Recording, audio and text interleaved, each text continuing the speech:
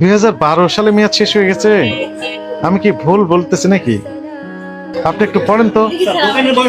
না না, দেখেন তো 2012 সালে মেয়াদ শেষ হয়ে গেল নাকি? এটা 13 সালে মেয়াদ শেষ। কত সালে? 2013 সালে। এটা কত সালে? 10 বছর কোথায়, 12 বছর হয়ে যাচ্ছে। কয় মিনিট হবে এখানে? 5 মিনিট। 10 মিনিট, তাই না?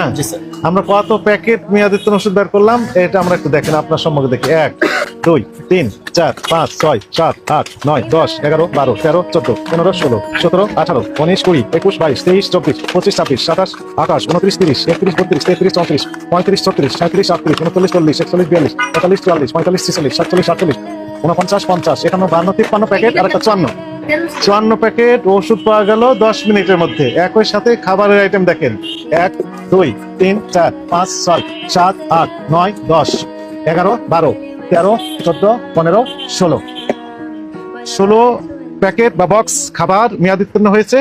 আর এখানে ওষুধ পেলাম কত বক্স? 54 প্যাকেট।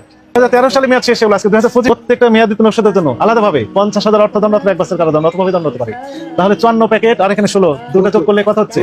70 প্যাকেট। 70 গুণ 50,000 যদি আমরা ধরি 35 লাখ টাকা জরিমানা হতে পারে অথবা 70 বছরের কারাদণ্ড হতে পারে। মানুষ তো 70 বছর বাঁচে কিনা আল্লাহ জানে। তার মানে ওনার যদি জেল হয়, কারাদণ্ড হয়, তাহলে ওই কারাগারেই মৃত্যুবরণ করতে হবে।